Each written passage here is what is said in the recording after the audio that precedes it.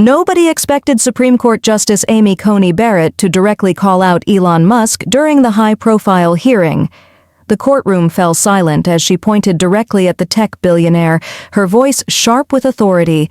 "Mr. Musk, your actions demonstrate a pattern of disregard for established legal precedent," she declared firmly, but what happened next left the entire judicial panel speechless. Elon Musk didn't flinch, didn't back down. Instead, he calmly opened a folder that would change everything. The legal challenge that was supposed to humble the world's richest man was about to backfire spectacularly.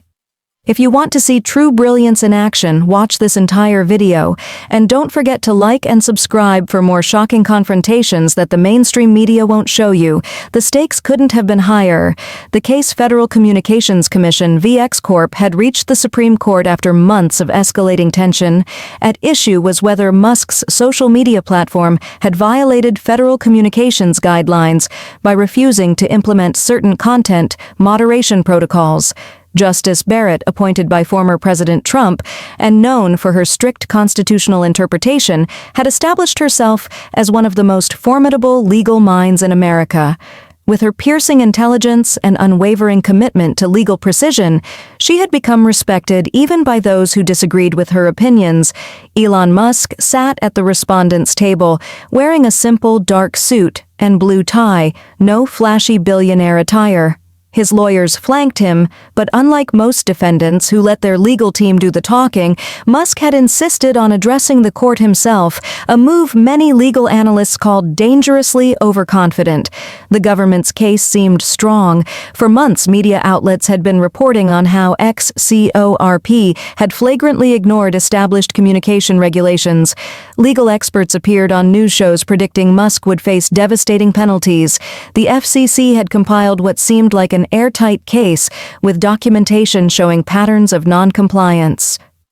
This isn't just about regulations. The Solicitor General had argued in his opening, this is about whether private companies, regardless of their size or the wealth of their owners, must follow the same rules as everyone else. What nobody realized was that Elon Musk had been preparing for this confrontation for nearly a year, diving deep into constitutional law and precedent in a way that would soon shock the entire legal establishment. Justice Barrett began her questioning with surgical precision. The courtroom was packed with journalists, legal scholars, and spectators, lucky enough to secure a seat for what had become the most watched Supreme Court case in decades. "Mr. Musk, your platform has repeatedly ignored formal requests to comply with Section 230 modifications as outlined in the 2023 Communications Act." Barrett stated, her tone measured but stern. "Would you explain why you believe your company is somehow exempt from requirements that every other communications platform must follow?" Musk leaned slightly toward the microphone. "With respect, Justice Barrett, that's not quite accurate. We've never claimed exemption from valid laws." Barrett raised an eyebrow. "Your actions suggest otherwise. You've received 17 formal notices." 16, Musk corrected calmly. The justice's expression tightened. "Excuse me? There were 16 notices, not 17, and we responded to each one with legal ration based on established precedent." Barrett shuffled through her papers. "The record shows the record provided by the FCC is incomplete," Musk interrupted again, something almost never done to a Supreme Court justice. Audible gasps spread through the courtroom. Chief Justice Roberts appeared ready to intervene, but Barrett held up her hand, slightly indicating she would handle this. Her eyes narrowed. "Mr. Musk, this court has little patience for technical corrections that don't address the substance of the question. Your pattern of regulatory non-compliance is actually a pattern of constitutional compliance." Musk finished opening the folder in front of him, "and I believe the court would be interested in reviewing evidence that the FCC has deliberately mischaracterized our position." The tension in the room was palpable. Justice Sotomayor exchanged glances with Justice Kagan. Justice Alito leaned forward with visible interest. Barrett's voice took on an edge rarely heard from the bench. "Mr. Musk, this court has reviewed the briefs extensively. Are you suggesting the justices have somehow missed critical information?" "Not at all." Musk replied, "I'm suggesting information was deliberately withheld from this court by the petitioners." The Solicitor General shot to his feet. Your Honors, this is an outrageous accusation without foundation.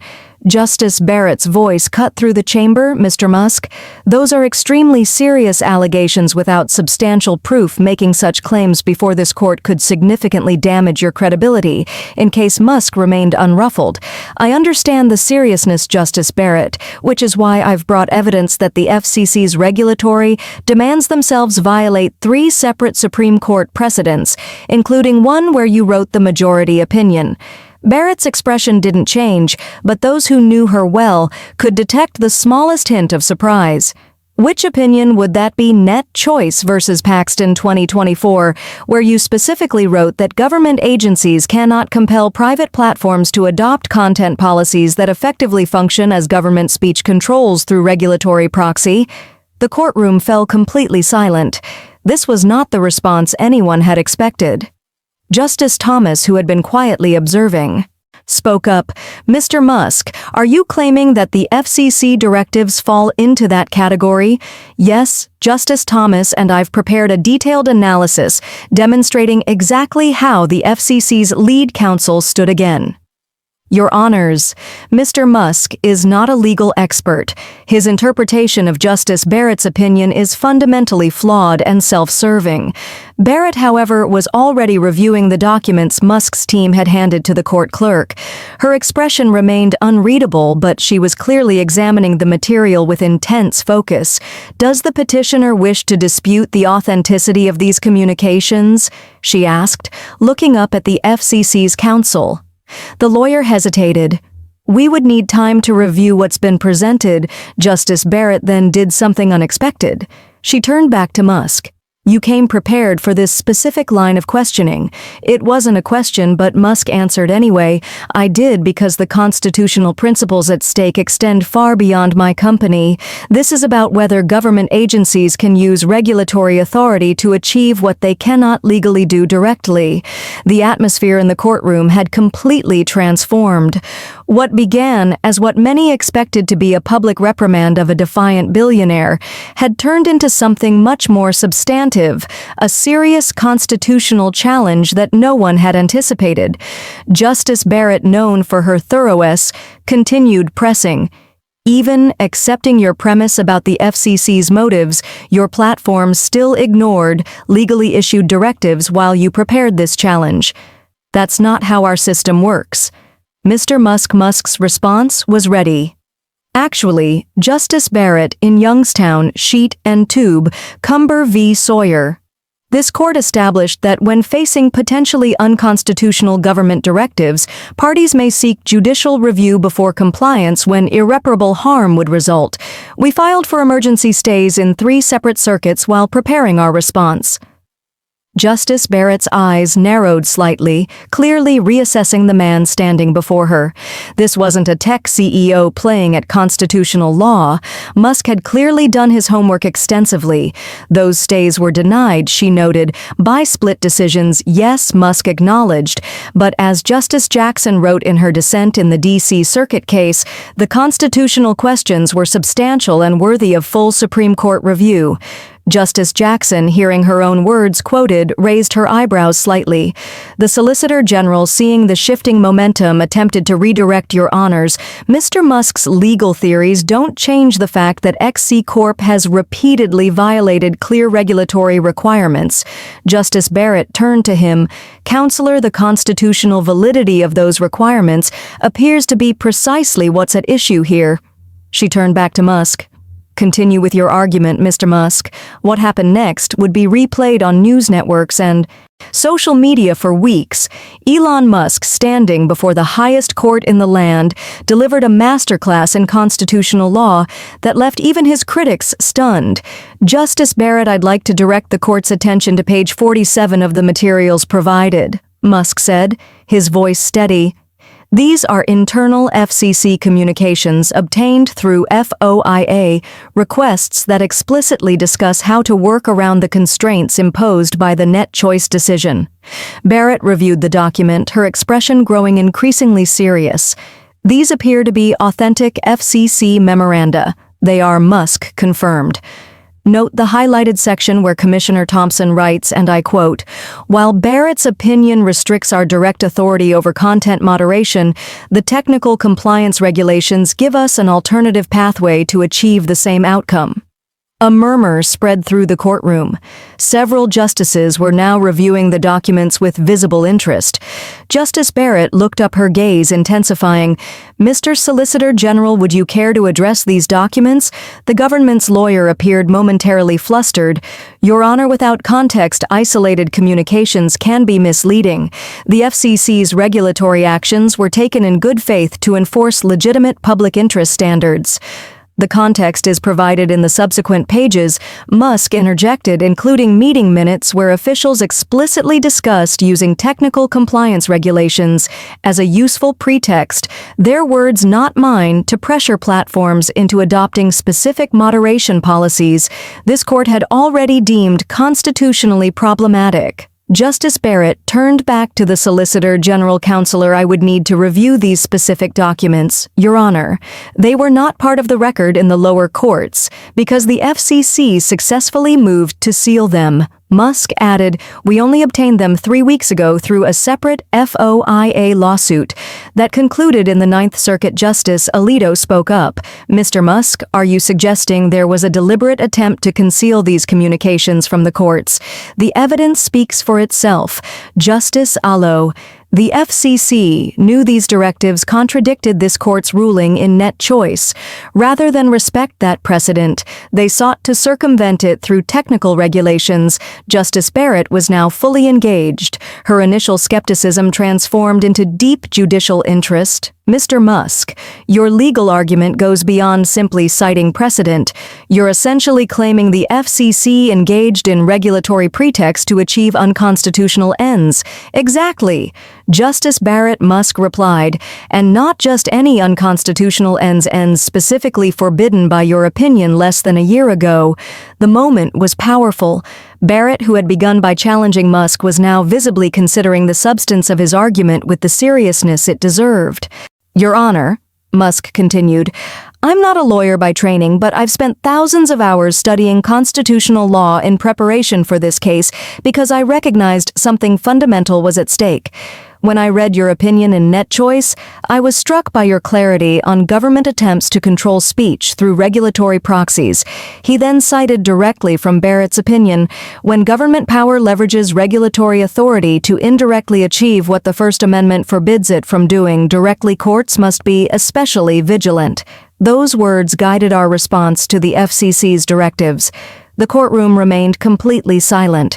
Barrett was looking directly at Musk, reassessing everything about the case before her. "The FCC's directives weren't about technical compliance," Musk continued. "They were designed to pressure us into specific content moderation practices that would restrict certain viewpoints. The internal documents prove this was their intent from the beginning." Justice Barrett nodded slowly, then asked the question that would define the case. "Mr. Musk, if your characterization is correct, why did no other platform challenge these directives on constitutional grounds?" Musk's answer was simple but powerful. "Because fighting the federal government requires resources and determination that most companies don't have. The easier path is always compliance, even with unconstitutional demands. I was fortunate enough to have both the resources and conviction to challenge overreach when I saw it." Barrett looked down at her notes, then back at Musk. Her tone had completely changed from the beginning of the exchange. "Your legal reasoning is considerably more substantive than I initially anticipated, Mr. Musk." Coming from Justice Barrett, known for her exacting standards, this was extraordinary recognition. The Solicitor General made one final attempt to recover. "Your Honors, regardless of Mr. Musk's legal theories, the fact remains that Exorb has refused to comply with legally issued directives, while every other platform has managed to do so." Justice Barrett turned to him. "Counselor, if these directives were issued as pretext for unconstitutional ends, as Mr. Musk suggests, and these documents indicate then widespread compliance isn't evidence of their legitimacy, but rather of the chilling effect such regulatory power can have on constitutional rights." The government's case was collapsing before everyone's eyes. What had begun as a seemingly straightforward regulatory enforcement action had transformed into a landmark constitutional case on government overreach. Barrett turned back to Musk. To be clear, Mr. Musk, your position is that XC Corp didn't refuse to comply with legitimate regulations, but rather refused to submit to unconstitutional government pressure disguised as regulation. Precisely, Justice Barrett Musk confirmed. And we've documented every step of our constitutional objections, even as we were publicly portrayed as simply being defiant or non-compliant. Barrett nodded, then looked at her fellow justices. Something significant had shifted in the courtroom. What everyone expected to be a chastening of a tech billionaire had become a serious examination of government overreach. The Chief Justice spoke. "I think we need to hear more about these documents. Mr. Solicitor General, the court will expect a thorough explanation of these communications." The triumph wasn't just that Musk had held his ground, it was that he had transformed the entire framework of the case through meticulous preparation and unexpected legal expertise. The Supreme Court took an unusual step 3 days later. Rather than waiting months for a decision, they issued an immediate administrative stay against all FCC enforcement actions related to the disputed directives. Legal analysts called it an extraordinary vindication for Musk's position. CNN legal analyst Jeffrey Toobin appeared stunned during a live broadcast. "What we witnessed was remarkable. Justice Barrett, who everyone expected would be Musk's toughest critic, essentially validated his core legal argument. I've covered the court for decades and I've never seen anything quite like it." The story exploded across all media platforms. Hashtags like Musk, Legal Genius, and N. Barrett. Musk Showdown trended for days. Ex-users shared clips of the exchange that had been captured by court sketch artists and later animated by news networks.